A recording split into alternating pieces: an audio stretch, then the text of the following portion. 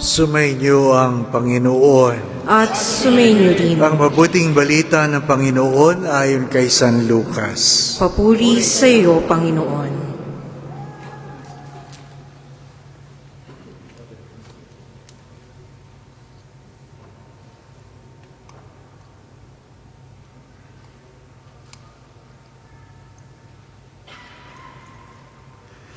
Noong panahong iyon, samantalang dumarag sa mga tao, sinabi ni Jesus, napakasama ng lahing ito.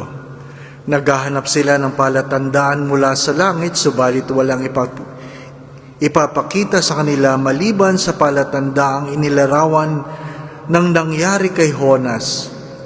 Kung paanong naging isang palatandaan si Jonas sa mga taga-Ninibe.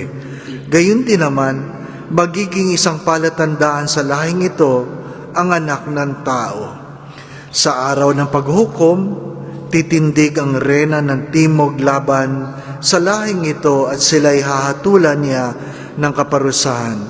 Sapagkat nanggaling siya sa dulo ng daigdig upang pakinggan ang karunungan ni Solomon, ngunit higit na di hama kay Solomon ang naririto. Sa araw ng paghukom ay titindig ang mga taga-Ninibe laban sa lahing ito at hahatulan ng kaparusahan sapagkat nagsisi sila habang sa pangangaral ni Jonas. Ngunit higit na di hama kay Jonas ang naririto.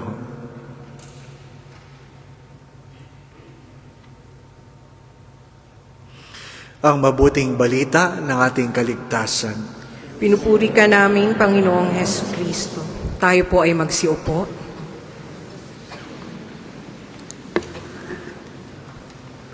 Magandang gabi po sa inyong lahat. Dalawang kwento na naging inspirasyon kung bakit ang title ng ating mission ngayon ay Connecting the Dots. Una, meron po akong ikakasal noon pagkatapos ng pre-K na.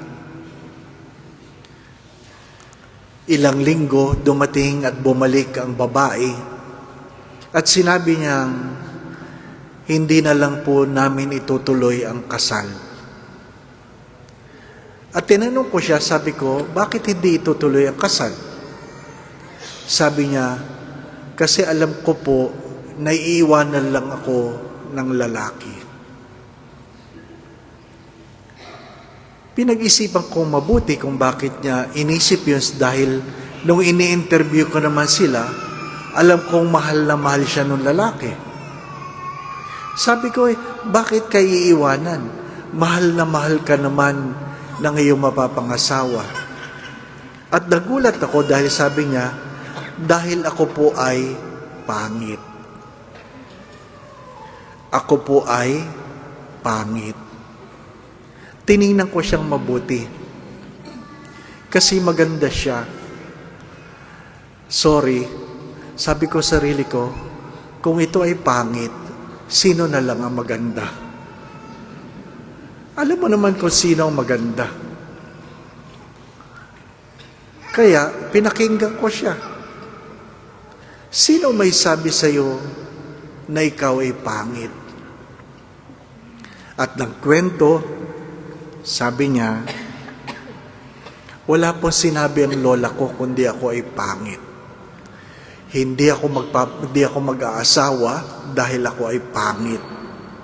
Walang magtsatsaga sa akin dahil ako ay pangit. Sa buong kwento na yun, puro pangit lang ang narinig ko. Ano po? Sabi ko, bakit kaya pangit? At pinagkwento ko siya ng pinagkwento hanggang nalaman ko na naghiwalay ang kanya mga magulang. At kamukha siya ng kanyang nanay. Ang nagkupkup sa kanya ay kanyang tatay. Ang kanyang lola ay galit na galit sa nanay niya. Kaya pag siya'y nakikita, sabi ay, pangit. Alis ka nga dyan, pangit. Huwag ka nga dyan, pangit. Ibinuhos ng lola ang kanyang sama ng loob sa kanyang apo na kamukha ng asawa ng kanyang anak. Kaya lumaki siyang pangit. Hindi pangit ang mukha, kundi pangit ang pagkakilala sa sarili. Kaya takot siya mag-asawa. Takot siyang iwanan siya na kanyang asawa. Ang pangalawang kwento ay, meron akong parokyano na hindi magkaanak. Nagpatingin na kayo sa doktor, nagpatingin, normal kami, Father. Normal. Maayos ang lalaki, maayos ang babae, pero hindi sila makabuo. Hindi sila makabuo. Ilang praying over na, hindi pa rin makabuo. Ha? Sabi lang, nagsayaw na kami sa ubando, hindi pa rin makabuo. Ano po? Kung ano-anong ritual ang ginawa, hindi pa rin makabuo. At pinagkwento ko siya. Ang kwento din ay, ayaw ng lola ang kanyang mapapangasawa. At sabi ng lola, ikamamatay mo kung ikaw ay manganganak. Ikamamatay mo kung ikaw ay manganganak. Kaya tuwing siya'y magbubuntis, nalalaglag. Bakit? Takot na takot siya na ikamamatay niya ang kanyang panganganak. Kaya yung mga lola na yan, pahamak, no? Pero ano ibig ko sabihin? Gusto kong maintindihan na kung ano ka ngayon ay dahil merong kang kahapon. Ang ibig sabihin ng connecting the dots sa Tagalog ay kaya pala. Kaya pala. Ano yung mga kaya pala ninyo? Kaya pala. May mga bagay tayong hindi natin maintindihan ngayon. Kailangan natin balikan ang kahapon. At pag naintindihan natin, na pagdugsong-dugsong natin, saka lang natin sasabihin, kaya pala. You have to understand that who we are today is a product of our choices. Whether you like it or not. Who you are today, sino ka ngayon? Hindi yan kasalanan ng iyong lola, ng iyong magulang, ng iyong kapatid, ng iyong kapitbahay, ng iyong bayan. Kung sino ka ngayon, ay dahil yan ay produkto ng iyong desisyon. Kaya pala, wala naman sila dito. Pero may mga kapatid tayo na mga Indiano at sila'y may amoy. Di po ba? May amoy. Nung ako ay nagmisyon sa Al-Ain, magmimisa kaming ganyan, sabi ko doon sa caretaker, sabi ko, you seldom clean the aircon. Why, Father? It's smelly. Sabi niya sa akin, it's not the aircon, Father. It's the people. Diba? Yun ang kauna-unahan kong mag-mission ako saan. Hindi ko makalimutan na tinanong ako ng cook, what do you like to eat? Sabi ko, what do you have? Sabi, omelette. Omelette, that's good. No. Di nag-serve ng omelette. Pagkain ko ng omelette, nagluha ako. Bakit? Ang omelette pala dito, may sili, di po ba? Diba? Ha? Ganon sila. Ano ibig ko sabihin? Pag ikaw ba'y Indiano, may amoy ka? Hindi naman lahat. Hindi po ba? Pag lumipat ba sila ng ibang bansa, nagpalit sila ng kanilang nationality, Mawawala bang amoy nila? Hindi. Bakit ang iba sa kanila may amoy? Dahil sa kanilang kinakain. Dahil sa kanilang kinakain. Kailangan natin maintindihan, lahat ng bagay may dahilan. Ano po? Kaya bago tayo magreklamo, yung ating mga pinagdadasal na hindi dinidinig ng Diyos o hindi binibigay ng Diyos, magbalik tanaw tayo. Tingnan natin ang mga karanasan, mga pagdidesisyon, upang kung may mga bagay na dapat baguhin, baguhin natin. Anong sabi sa unang pagbasa? May mga taong ipinanganak ng alipin na magulang. May mga taong pinanganak ng malayang magulang. At anong huling talata sa unang pagbasa? Lahat tayo ay anak na malaya. Malaya. Ibig sabihin, mayroong kakakanyahang pumili. You have the freedom to make a choice. You have to make a choice.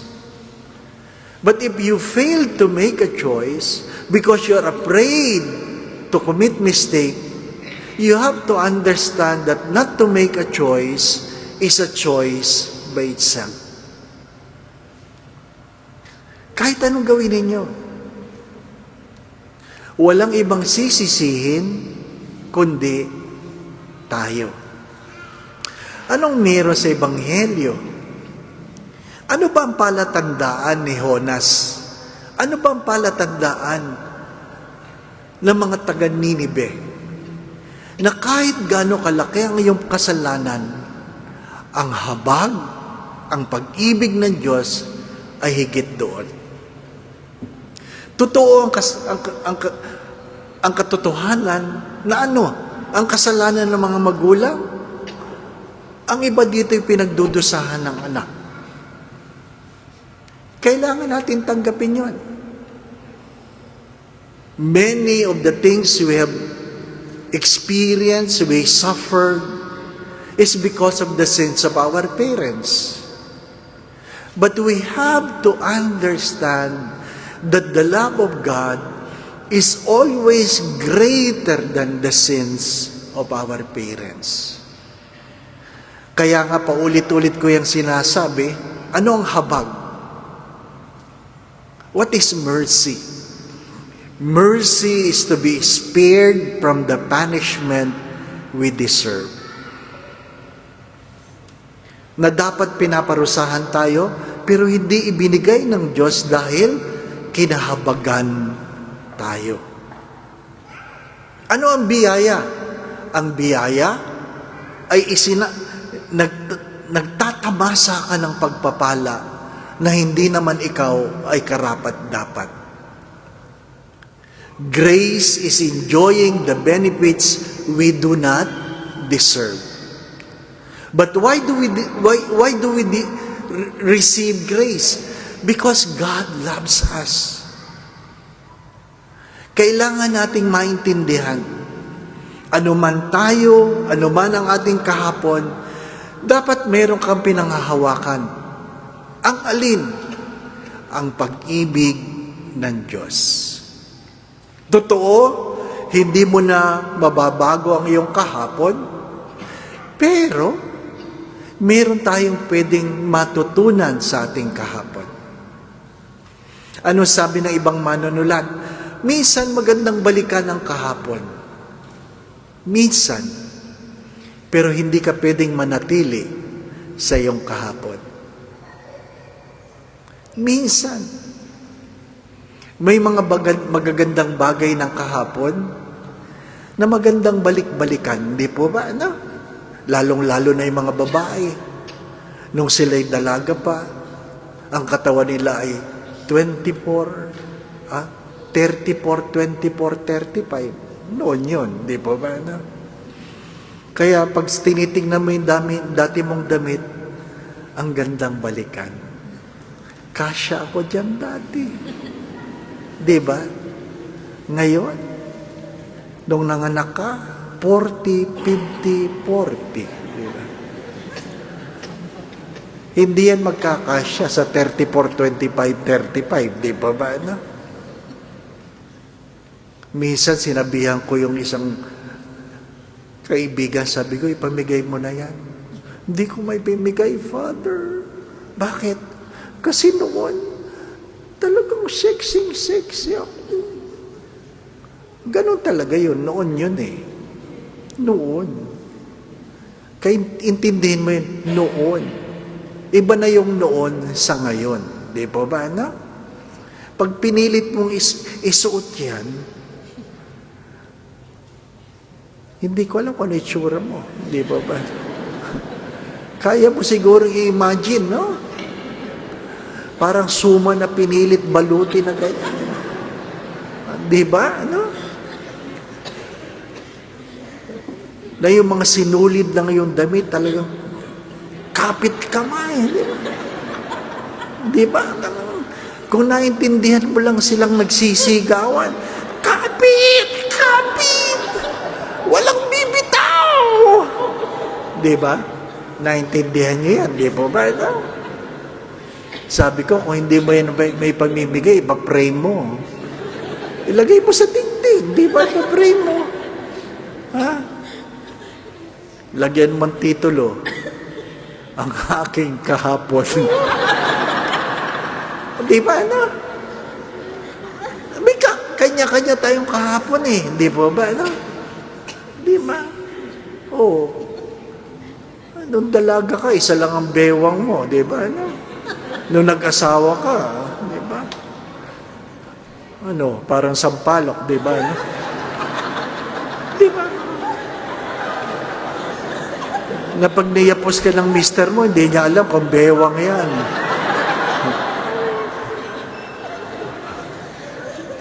Di ba? At pag hindi ka minahal ng mister mo dahil sa mga bewang na yan, hindi ka niya talaga mahal. Bakit? Siya ang may kasalanan yan eh. Di ba ba na? Kaya, pag nagsabit ka ng damit ng kahapon, maglagay ka rin ng ngayon. Di ba na? Ilagay mo, ito ang ginawa ng asawa ko.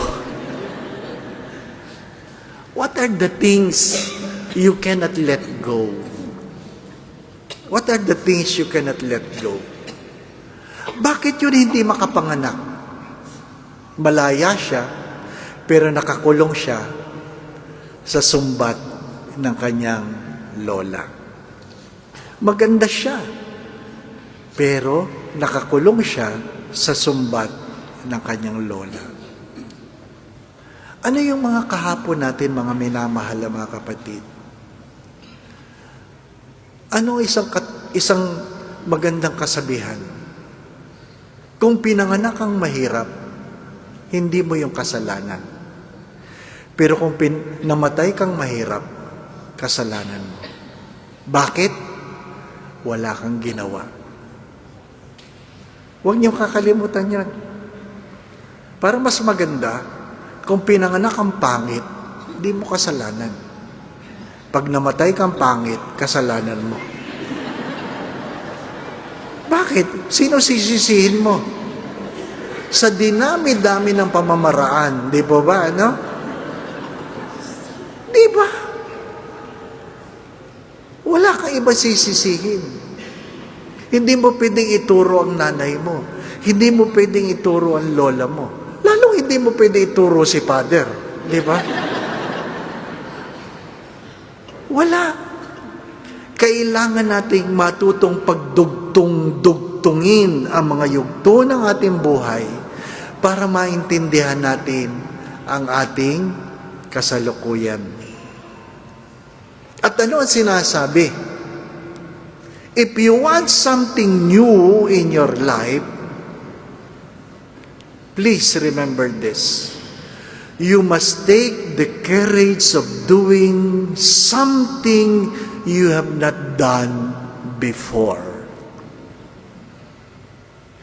If you want something new in your life, You must take the courage of doing something that you have not done before. Because if you keep doing what you have been doing, then you will continue to get what you have been getting. Kung patuloy mo lang kakainin ang dati mong kinakain, kahit lumipat ka ng lugar, kahit maligo ka, ang amoy mo, gayon pa rin. The only way to change our lives is to change our attitude. May mga taong akala nila, pag nagpalit sila ng asawa, sasaya ang buhay nila. Dahil iniisip nila, kaya sila malungkot dahil sa asawa nila. Hindi. Ang iyong pagkatao, ang iyong problema. Hindi ang asawa mo. Magpalit ka man ng kapatid. Lumipat ka man ng simbahan. Yung iba nga, palit ng organisasyon eh. Malungkot pa rin. Malungkot pa rin. Bakit? Hindi nila kayang tanggapin na silang may problema. We must learn to connect the dots. And if there is something we need to stop, hopefully, God will give us the grace to stop the things we need to stop. Kaya pasa-pasa ang sakit. Napansin niyo ba yon? Pasa-pasa ang sakit. Kasi nakasanayan na ng buong mag-anak ang kanilang kinakain. Pasa-pasa. Anong malungkot na balita ngayon sa Pilipinas? I hope hindi totoo dito. 40 years old. There are 40 years old and below. That's the sad story. Are having cancer. That's the recent study.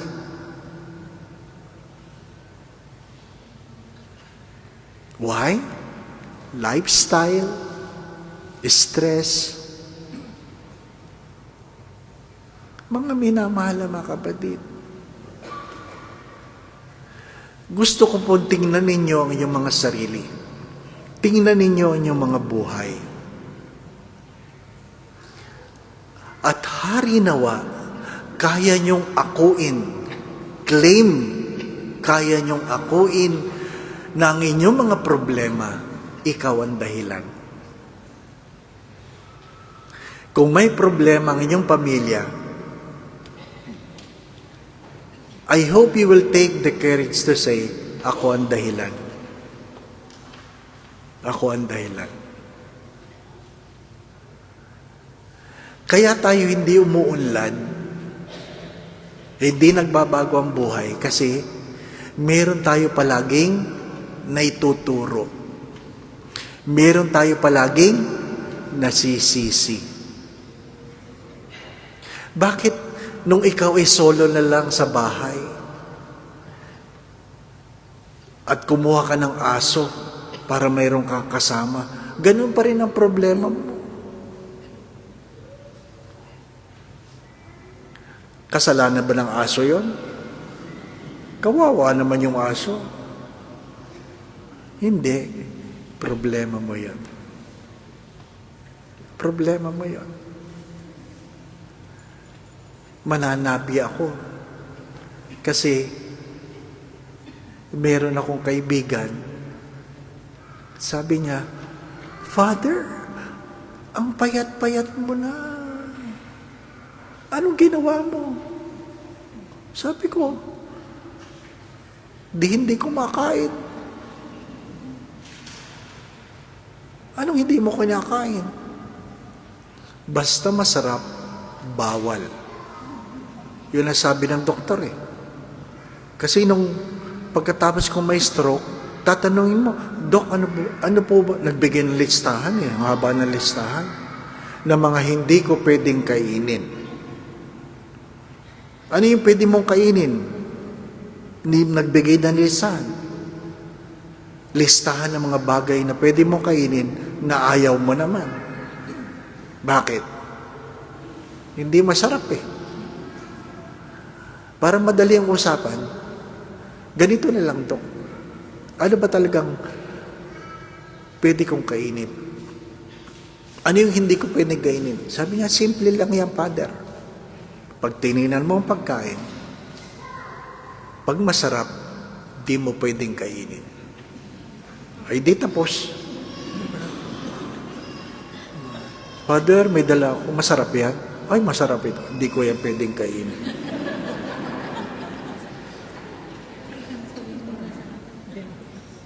Ganun na lang. Di ba? Mga minamahal na mga kapatid,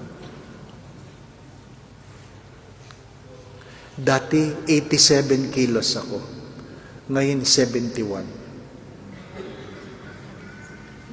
Diba?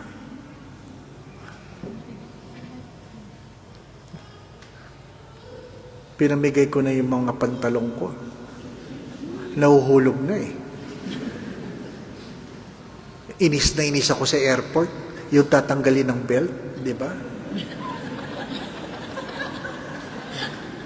Tapos hawak mong ganyan. Ay kasi maluwag na talaga eh.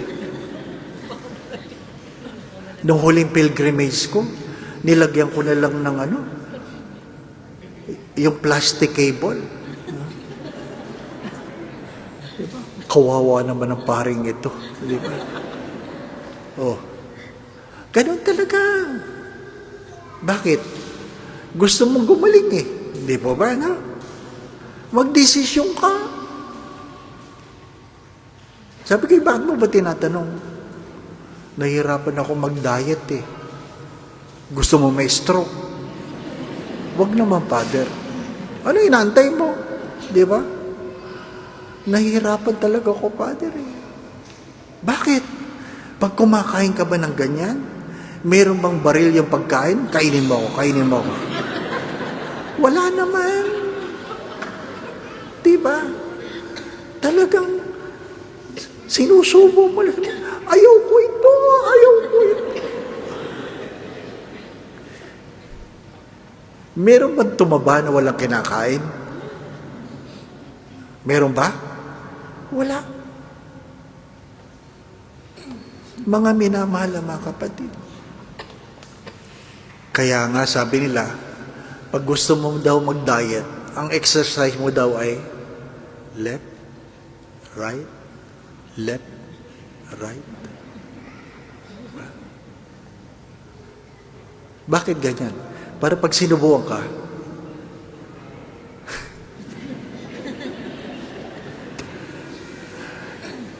ano ibig ko sabihin? Lahat ay nasa iyong pagdidesisyon. Nasa iyo. Tayo naman mga Pilipino, kaya natin magtiis. Tiniis ninyo ang pangungulila dahil gusto nyo yumaman. Di ba? Kaya nandito kasi gusto mo yumaman. Huwag ka sinungaling. Alam ni Lord yun. Ano sabi nila? If your plan fails, then change your plan. But never change your goal. You keep your goal. And you look for plans that will enable you to reach your goal. You never bring down your goal so that your plans will fit. Hindi. Kaya nga sa gabing ito, sa simula ng ating misyong Pilipino, ang unang ko pong paanyay sa inyo ay balikan ang kahapon, pagtahiin upang malaman mo at masabi mong, kaya pala. Ano yung mga kaya pala sa buhay ninyo? Ano yung mga kaya pala? Diba? Sabi nga, nung may sakit ako, nandiyan ka. Nung namatayan ako, nandiyan ka pa rin. Nung nagutom ako, nandiyan ka. Nung nagdusa ako, nandiyan ka. Kaya pala, ikaw pala ang dahilan.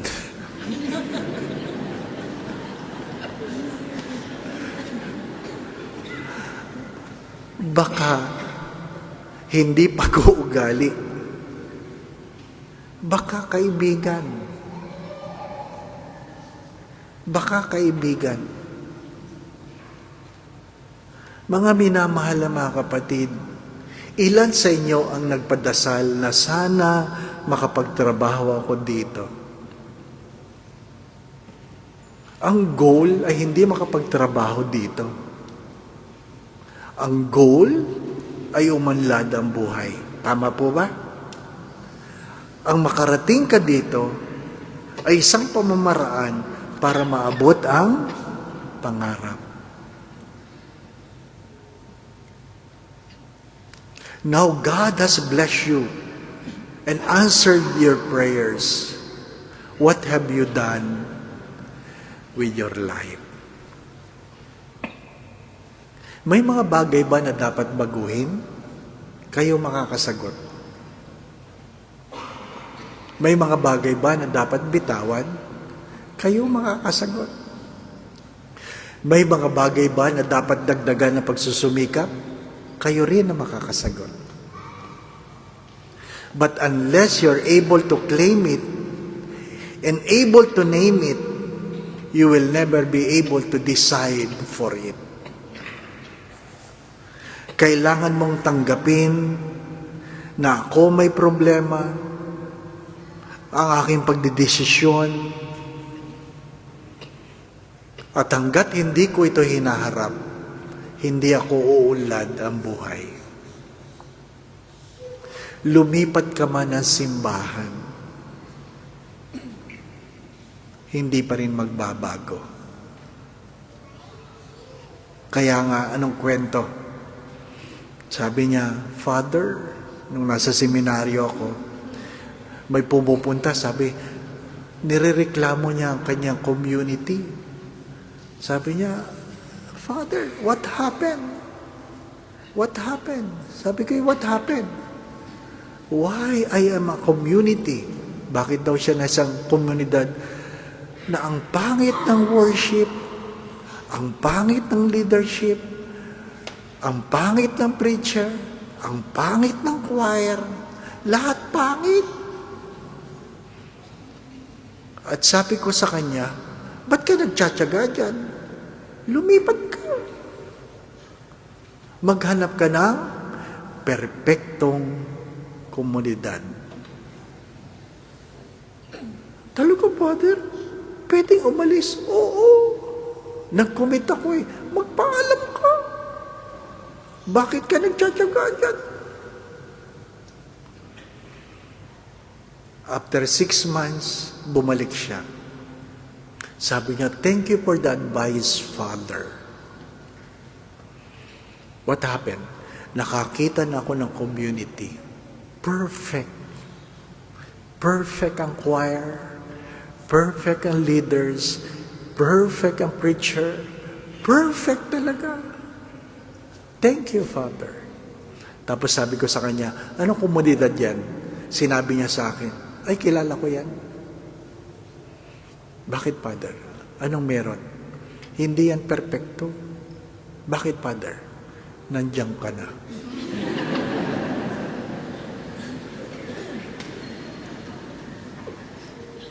I hope you're getting the point. What we complain about life is us. Not about other people. Not your office mate, not your friends, not your wife, not your children, not your in-laws, never the church, never the community you belong. It is you. Unless we change ourselves, unless we take the courage to do the things we have not done before, then we will keep receiving and getting what we have been getting. When you go home tonight, take time to think. Take time to think. Don't surrender your dreams, but surrender yourself. Don't surrender your dreams. Surrender yourself. And hopefully, tonight, you will be able to connect the dots and say, kaya pala. Kaya pala. So that tomorrow, when you come back, we can talk not of kahapon, but what we can be in our tomorrow. Amen.